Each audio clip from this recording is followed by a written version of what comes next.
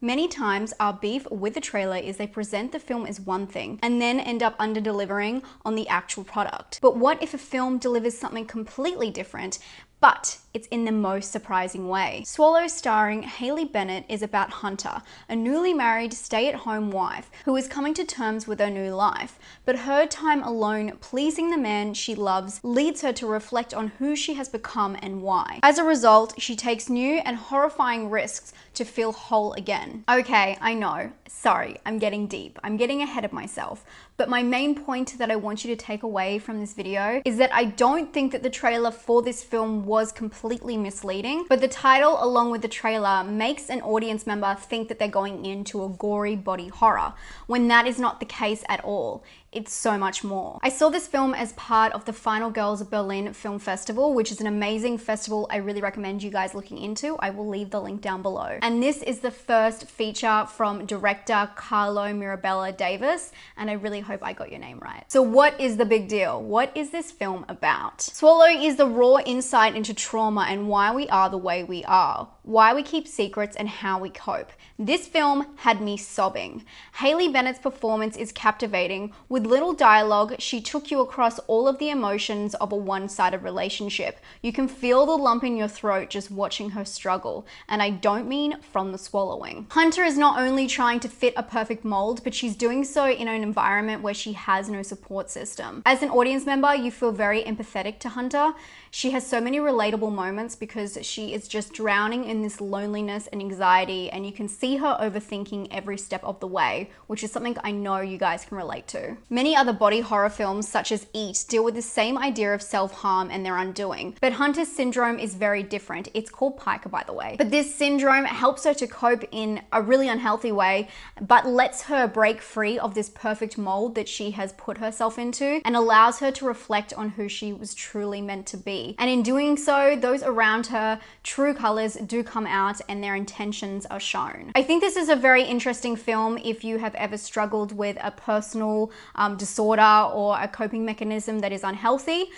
You can see yourself within her and it feels almost cathartic. And I don't know if that's a good thing, but that's what I love about film. It can really address some of your problems that you have been suppressing. And I really enjoyed watching this and seeing a illness be treated in a different kind of way, and it being more about the illness, her mental health, and dealing with trauma than about swallowing weird objects and it being a body horror. I feel like a lot of films either touch on this lightly or they just skim straight over it, and this one really delved in and gave you some answers on why she was the way she was, and I think it was a great explanation. For me, the message was brave, strong, and emotional, and for me, this was something I was not expecting going into watching Swallow, and I think a lot of you guys will really appreciate this film. But before I give away too much, let's get into the techniques of this film, where it all comes together. The film's set is really important to the story because it's a large cold house she's trying to make a home. In the film, they have a couple of stylized choices which play with a pop of color,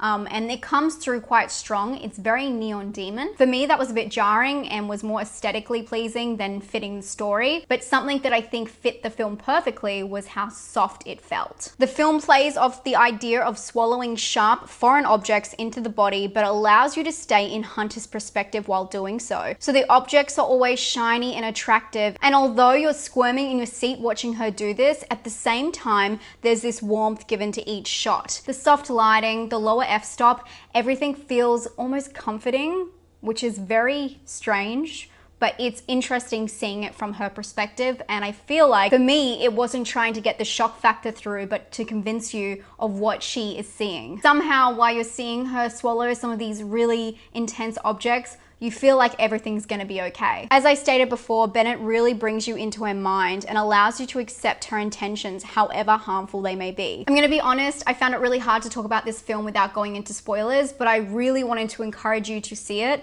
I know I made a video recently about films that changed me, and a lot of you had reactions that were quite emotional films, and I think that you would get a lot out of this one. The backstory of Hunter is something that I really would love to talk to you guys about in the comments if you do see this film, because that final scene just left me emotional and it meant so much to me personally. Everyone deals with mental illness, whether that be through a friend, through a family member, or themselves. And I think films like this really shed a light on the character without demonizing them, and really brings those issues to the forefront in a kind and considerate way. I think it's great, and I was really floored by this film and surprised by how it got me emotionally. I recommend watching this film by yourself. It's a very personal and vulnerable moment, and I think that you guys will treasure it. I'm gonna give it a personal score of 8. I really enjoyed this film. It's one of the best films I've seen this year. Scare score, I'm gonna give it a 3. I probably should give it like a 5, to be honest, because of the sharp objects. It is a little bit gross, but gore. I wouldn't say scary. So that's like a gore score, I guess. And originality, I'm going to give it a 7. I really enjoyed this film, as you can see, and I hope you guys will too. I'll talk to you guys very soon. Thank you so much for being here. And if you haven't, please subscribe. I do 2 new videos every single week, and I'll talk to you guys very soon. Stay spooky. Bye.